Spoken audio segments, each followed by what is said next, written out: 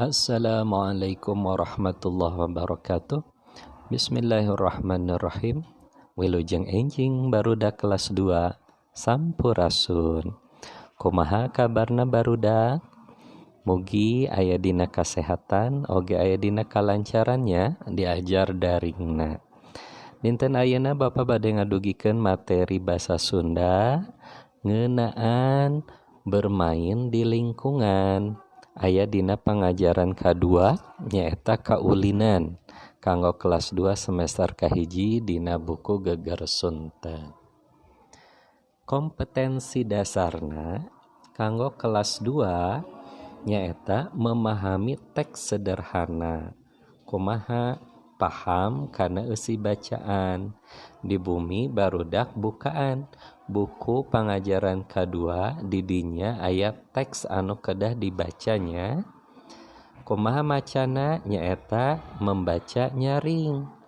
Maca bedas digalantangkeun, ditarikeun macana. Ku hideuk ke dibaca di bumi. Tujuan pembelajaranana teh supaya kumaha mengetahui jenis permainan. Tah kusabab ayeuna ngabahas kaulinan, berbagai permainan-permainan disuguhkeun dina eta teks teh. Teras cara-cara memainkannya.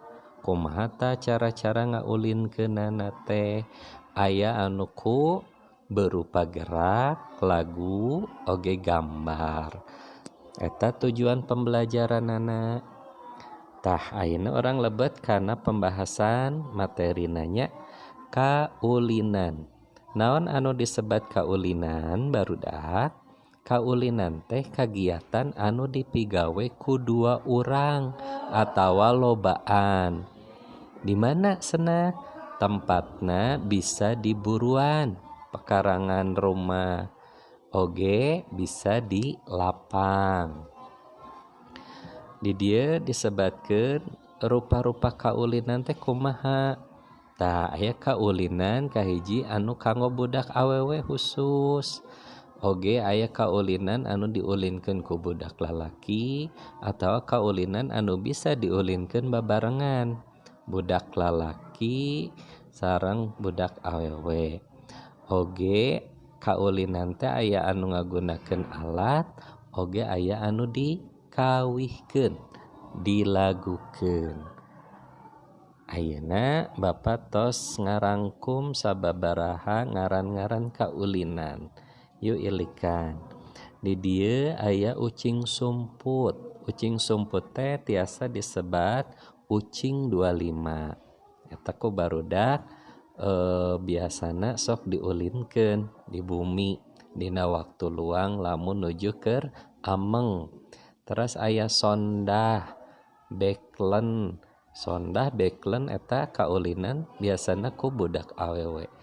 Gatrik, sorodot, gaplok, egrang, terus aya congkak, oge aya kaulinan babalonan. Eta sababaraha kaulinan anu tiasa ku Bapa dipidangkeun nya dina ieu materi. Saleresna kaulinan teh seueur keneh. Tiasa engke diilikan di bukuna nya. Saterasna kaulinan anu dikawihkeun teh kumaha cenah Pak? Barudak terang teu kaulinan anu dikawihkeun teh? Nyaeta permainan yang dilagukan. Aya ngaranna dina istilah bahasa Sunda kaulinan oray-orayan. Kumaha laguna? Kieu ieu laguna teh.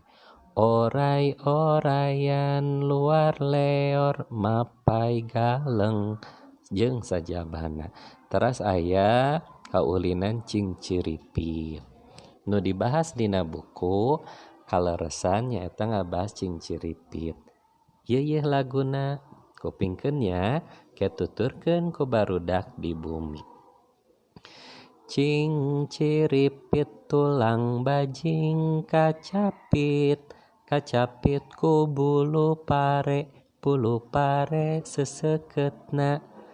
Jol padalang mawa wayang jek nong. Sekali di cing ciripit tulang bajing kacapit ku bulu pare seseketna.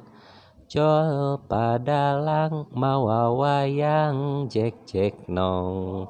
Bari dina gambar diilikan tuh aya salah seorang budak anu namprakeun panangana, terus nu tiluan eta nyimpen curug-curugna dinu eta bari engke dijepit tah. Cara-carana engke aya dina teks anu kedah dibaca di bumi nya, sok di buku oge tos diterangkeun kantun dibaca di bumi. Tah ayeuna kumaha cara ngamimitian kaulinan teh? Mun aya duaan saacan kaulinan dimimitian kudu kusuten. Terang suten teh suit.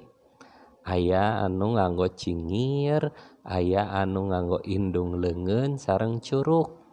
Atawa gunting batu kertas geuningan ayeuna ilaharna mah. Eta teh suten disebatna. Ngan ari suten mah biasana ngagunakeun ramo teh cingir, curug sareng indung leungeun.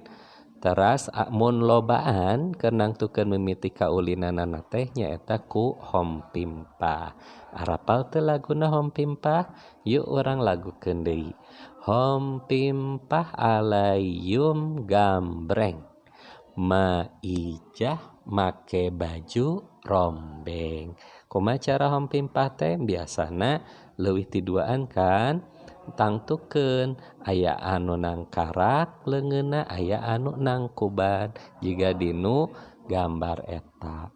Tah sakitu kanggo panganteur dina pangajaran kadua ngeunaan kaulinan kelas 2 semester 1 ieu.